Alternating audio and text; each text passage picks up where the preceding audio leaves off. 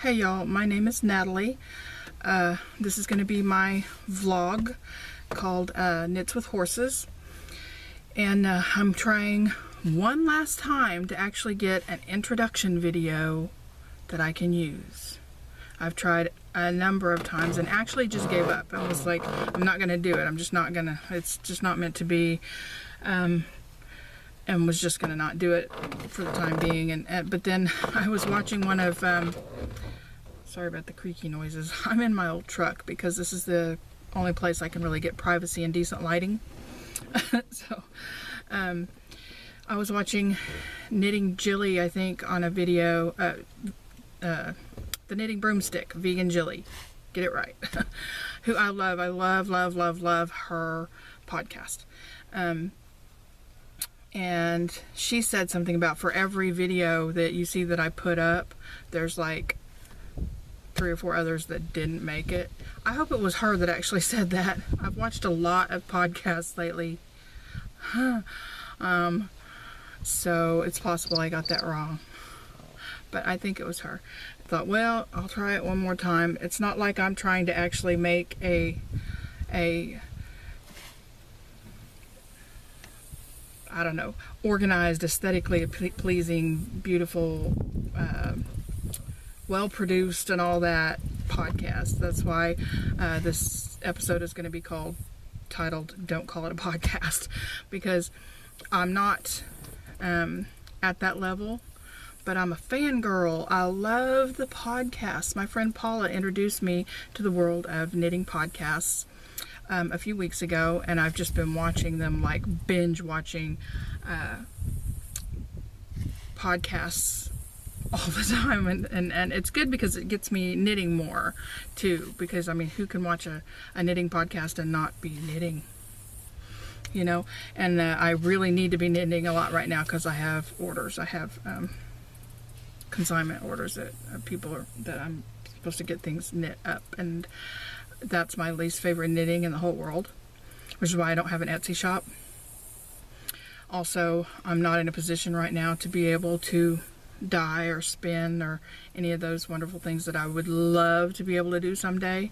But you know, I don't do those things right now for reasons that'll probably come up in other vlogs.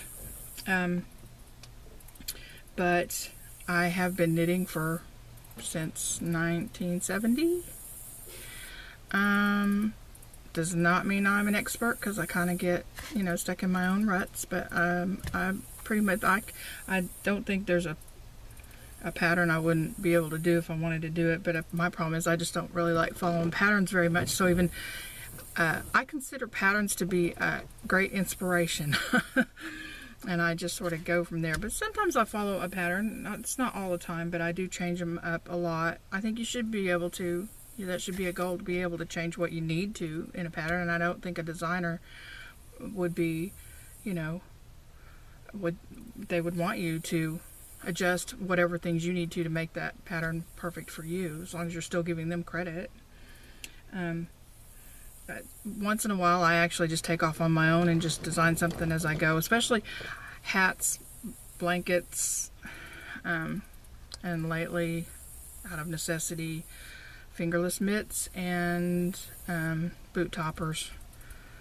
If you see my eyes kind of rolling back in my head, it's because the schools that my grandkids go to, I've been half into, and where my oldest daughter works. My middle daughter actually works at the school her kids go to. So.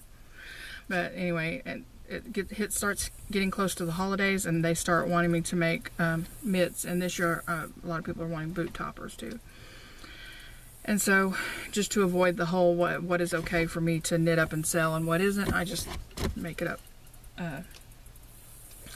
as I go. I mean, what is there to it, really? It's a mitt or a boot topper. It's not rocket science. That's not to belittle the beautiful patterns out there, because there's a lot of, you know, beautiful patterns for those things. Excuse me one second. I don't know why it does that.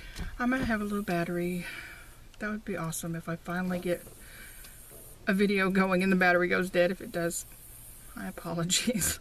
You'll probably never see this because I'll have to try again later.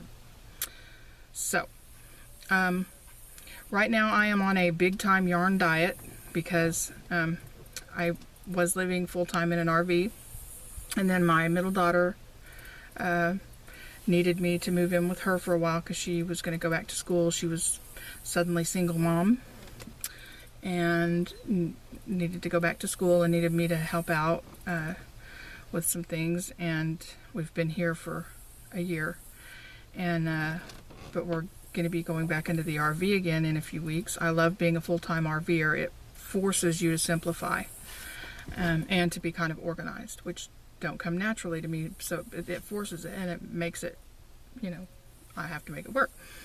So got tons of stash yarn, and I also have extra stash yarn because I was knitting in public at I used to take my daughter-in-law's grandma to this place, to I'm not going to go into what it was. Anyway, a place where I would sit and knit in public and wait for this lady. And there was an elderly gentleman that would always come, and he would ask me what I was knitting and what it was for. And I usually would just take something really simple to that because it's a very distracting place. And I have adult ADD. You'll see me go off on tangents and stuff and get distracted, like, you know, squirrel. Actually, for me, usually it's a horse. So he would see me and he would ask, you know, and I was usually knitting something for charity. And he's, oh, my wife, before she passed, she knit stuff up for charity all the time. She just loved it. It meant so much to her. He would chat, and he'd always ask me what I was knitting, you know, and he was so sweet. He was probably in his 70s or 80s. I don't know.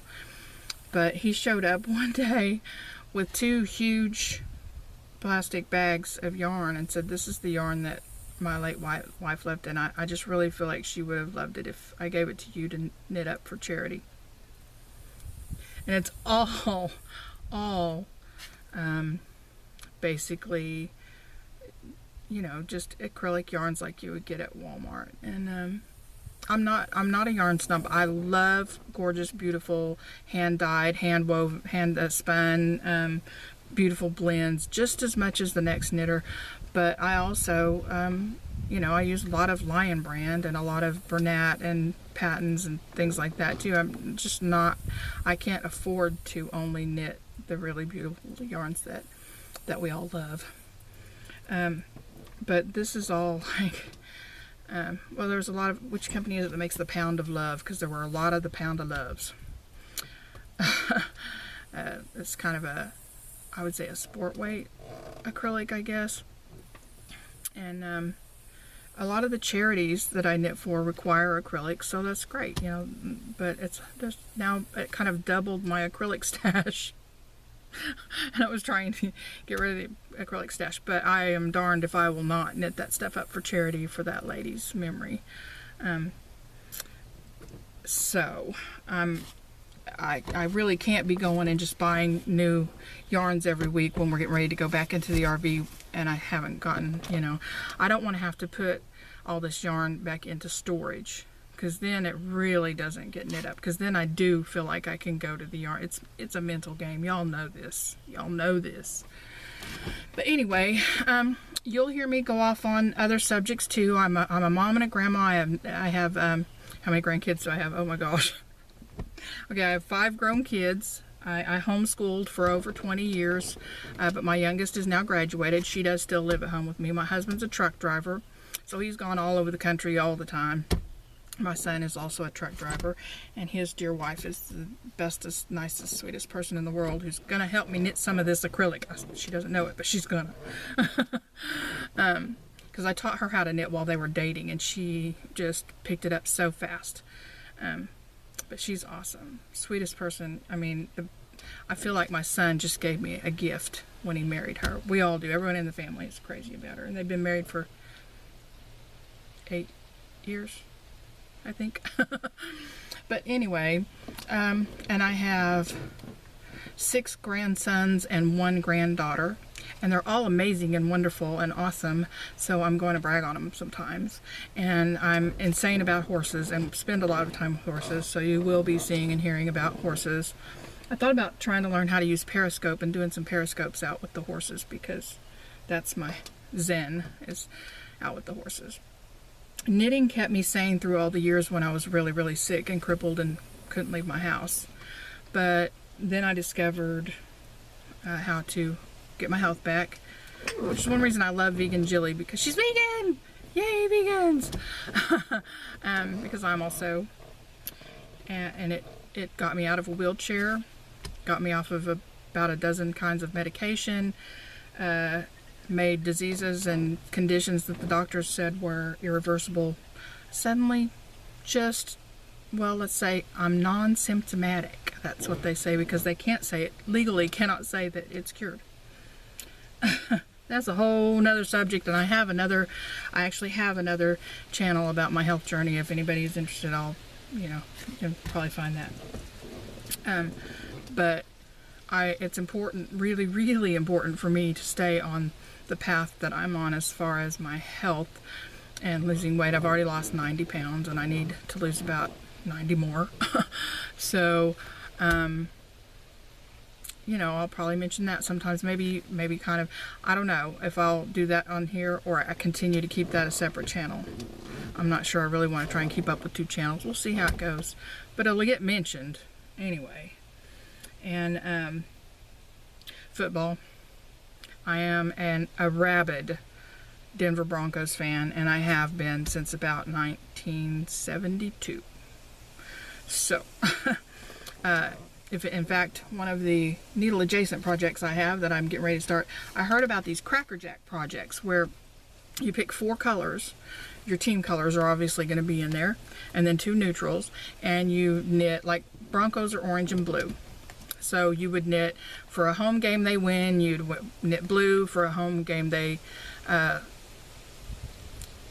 lose, you'd knit white. For an away game they win, you'd knit orange. For an away game they lose, you'd knit gray, or something like that.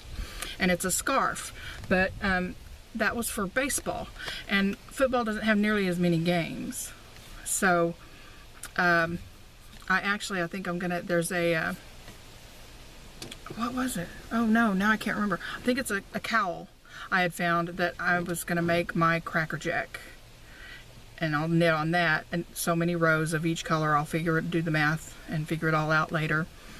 I'm also going to definitely mention each time I do a vlog what I've been watching on some of the amazing podcasts out there, things that just stuck with me. I don't think I can pick favorites, but I can just say, who I was particularly memorable and enjoying, finding who I found memorable, who I found enjoyable in that week or whatever. And of course, finished objects, what's on my needles. And I hadn't ever really heard the term needle adjacent before, but several of the podcasters use that term, so now it's a part of my vocabulary. I'm not one of the cool kids. I'm an Oklahoma country lady that does a lot of outside stuff, and I don't wear makeup. I don't have beautiful clothing and whatnot. So, and I don't have an Etsy shop. So we're not calling this a podcast. It's just going to be a vlog of a podcast fangirl who also loves to knit and just wants to be part of the conversation because it's awesome. Knitting people are the best people. They're the most awesome people. Right up there with RV people and horse people. And I'm all 3, so I'm triple awesome. Just kidding. That was really not funny. So my finished object, I just finished my Ravelry thing. There is, hopefully these will, a baby cardigan. This is all, it's mostly Vanna's Choice, and the green is Karen's Simply Soft. And the little buttons are just adorable. Are those not just so cute? I hope they show. I can't tell if that thing is focusing properly or not. Put my glasses back on. And a little snug sack sleeper thing for, it's folded down here, see, so there's And then at the bottom, I did the button flap. I think you should, my personal view is you should always do a button flap on a snug sack. Because especially these are going to Pine Ridge Reservation in South Dakota. And it's freaking cold up there. And a lot of these people don't even have heat in their homes, electric heat. There's a lot of poverty up there. And even if they do, a lot of times power gets shut off. That's the reality of living poor. And I know from whence I speak. So, and there's the little ear flap. No pattern for this.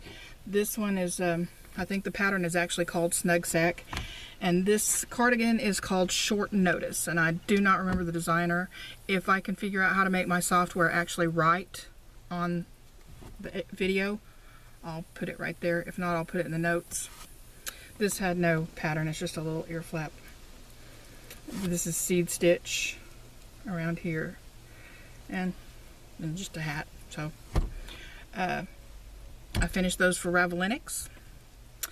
And what's on my needles, there's always a few pairs of socks, and I don't have them out here with me, but I do have, I don't know where it went, sorry. That's another thing too that I'm kind of jealous, and I don't know, I may have to do something about it one of these weeks. My yarn budget is pretty limited right now, so I don't know if I can afford to spend money on project bags, but all these adorable little project bags that everybody shows off are so cute and would be so, you know, useful. I use like anything I can get a hold of. I knit my own little mesh bags and use those. Or, you know, when your sheets and pillowcases come in those nice little cotton bags and you slide them out, I use those. I use, well, I have one quilted tote bag that somebody made for me in a swap once, which I love and have used 2 pieces. And I also use discarded purses. You know, we ladies swap out purses every now and then, and the discarded purses become knitting bags for me. Because, you know, cheap. But maybe I will be able to at some point get a really cool little project bag. We'll see. On my needles right now is endless pairs of black and gold boot toppers and fingerless mitts. I hate knitting black, and both of my grandkids go to school that use black. Here, Raleigh and Sawyer's school, they're the Knights, and their colors are black and gold. Not my favorite thing to knit, but people want them, and so I will make them because I can use the Christmas money. And my oldest daughter's boys go to a school that uses black and purple pirates. That's a little more fun, but still the black. So I'll be knitting black and gold and black and purple until I just can't bear it anymore, and then call it good. That'll probably go right on through the end of the year. I'll have something black and gold or something black and purple on the needles at all times. It only takes me, you know, a day and a half or so to make a set, but anyway.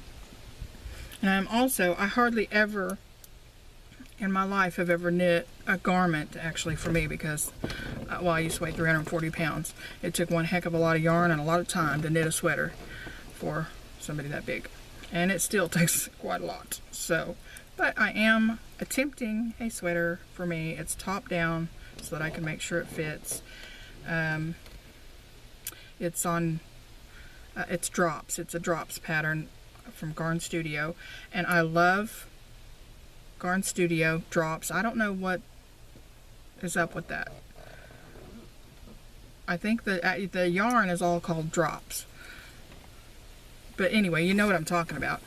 And they have tons and tons of gorgeous patterns that they translate into English. I don't like to complain about it, but anybody who's done some of their patterns knows that if you don't know what you're doing, you probably don't want to try it, because there can be things that are messed up in translation, or they just don't go into as much detail about things as an American pattern might, or I don't know. But anyway, it took me a while sitting down with pen and paper and the charts and the directions as such as they were, trying to figure out how to get this thing started.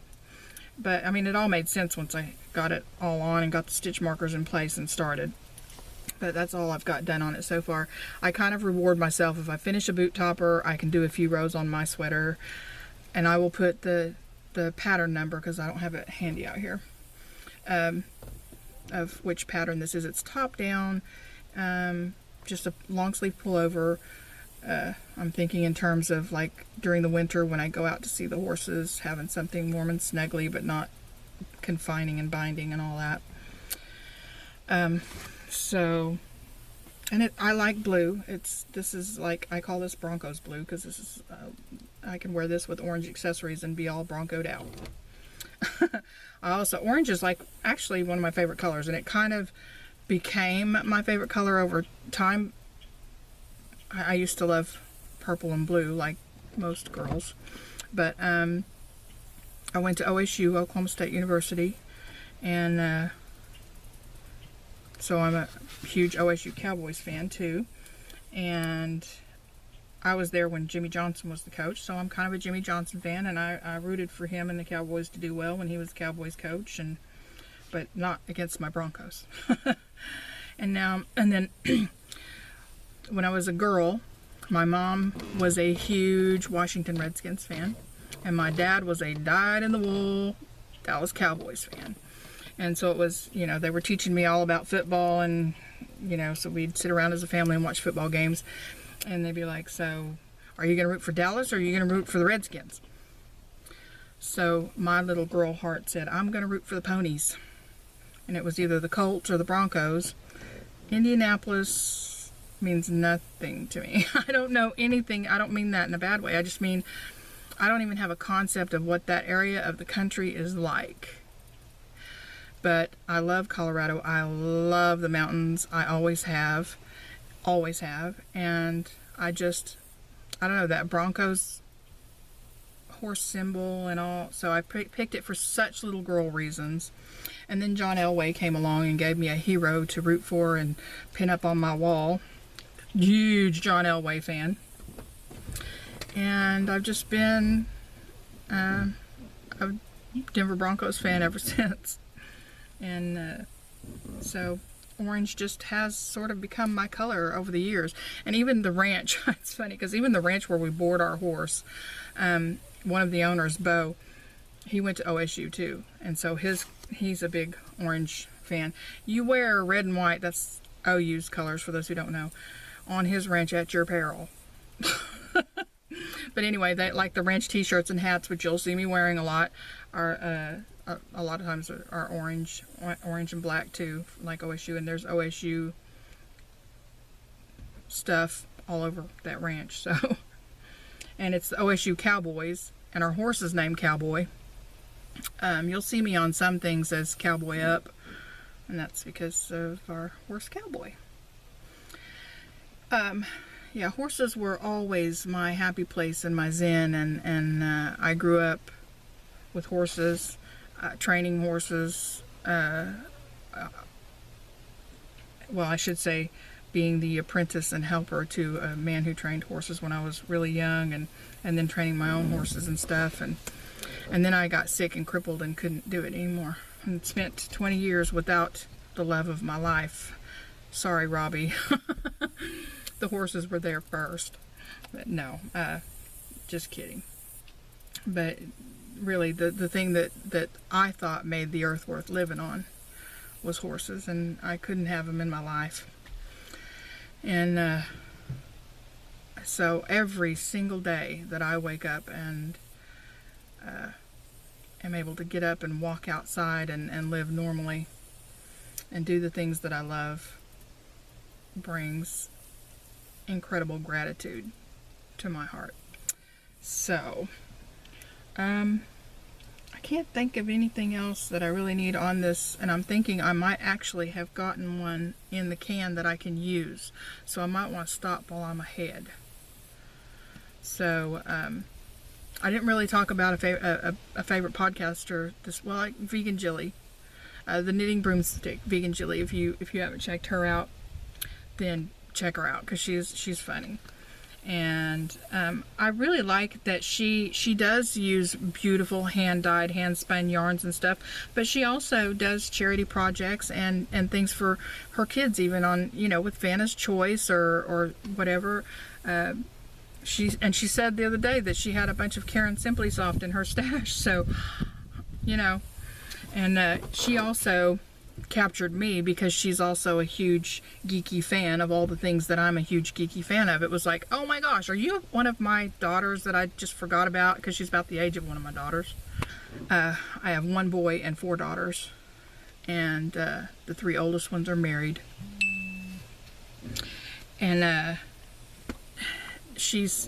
sometimes she's in some ways she's more like me than my own daughters, but you know, the Doctor Who and Firefly and Harry Potter and all that stuff. And oh, that's another thing I'll probably talk about a lot.